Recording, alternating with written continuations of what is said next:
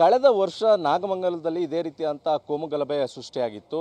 ಆದರೆ ಈ ಬಾರಿ ಪೊಲೀಸ್ನವರು ಅಲರ್ಟ್ ಆಗಿದ್ದಂಥ ಕಾರಣಕ್ಕೋಸ್ಕರ ಹೆಚ್ಚಿನ ಪ್ರಮಾಣದಲ್ಲಿ ಯಾವುದೇ ರೀತಿಯಂತ ಗಲಭೆ ಆಗಲಿಕ್ಕೆ ಬಿಟ್ಟಿಲ್ಲ.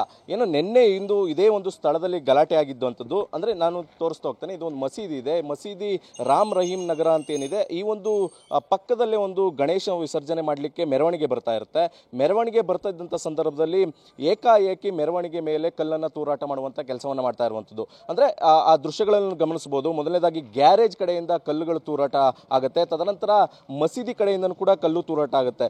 ಇದು ಒಂದು ರೀತಿಯಲ್ಲಿ ಪ್ರೀ ಪ್ಲಾನ್ಡ್ ಆಗಿ ಈ ಒಂದು ಘಟನೆ ನಡೆದಿದೆ ಅನ್ನುವಂಥದ್ದು ಸ್ಥಳೀಯರ ಆರೋಪ ಇರುವಂಥದ್ದು. ಜೊತೆಗೆ ಪೊಲೀಸ್ನವರು ಕೊಟ್ಟಂಥ ಹೇಳಿಕೆಗಳು ಕೂಡ ಸಾಕಷ್ಟು ಅನುಮಾನ ಮೂಡ್ತಾ ಇರುವಂಥದ್ದು. ಯಾಕಂದರೆ ಪಕ್ಕದ ಜಿಲ್ಲೆಯಿಂದ ಬಂದಂಥ ವ್ಯಕ್ತಿಗಳು ಕೂಡ ಈ ಒಂದು ಗಲಭೆಯಲ್ಲಿ ಭಾಗಿಯಾಗಿದ್ದಾರೆ ಅನ್ನುವಂಥದ್ದು ಕೂಡ ಗೊತ್ತಾಗ್ತಾ ಇರುವಂಥದ್ದು. ಈಗ ಸದ್ಯಕ್ಕೆ 21 ಜನರನ್ನ ಅರೆಸ್ಟ್ ಮಾಡಿದ್ದಾರೆ. ಇದರಲ್ಲಿ 3 ಚನ್ನಪಟ್ಟಣದ ಮೂಲದವರು ಅನ್ನುವಂಥದ್ದು ಕೂಡ ಗೊತ್ತಾಗ್ತಾ ಇರುವಂಥದ್ದು. ಈ ಕಾರಣದಿಂದಾಗಿ ಸದ್ಯಕ್ಕೆ ಈ ಸ್ಥಳದಲ್ಲಿ ಒಂದು ರೀತಿಯಲ್ಲಿ ಬಿಗುವಿನ ವಾತಾವರಣ ಇತ್ತು. ಆದರೆ ಪೊಲೀಸರು ತತ್ಕ್ಷಣ ಅಲರ್ಟ್ ಆದಂಥ ಕಾರಣಕ್ಕೋಸ್ಕರ ಈಗ ಸದ್ಯಕ್ಕೆ ಎಲ್ಲವೂ ಕೂಡ ನಿಯಂತ್ರಣಕ್ಕೆ ಬಂದಿದೆ.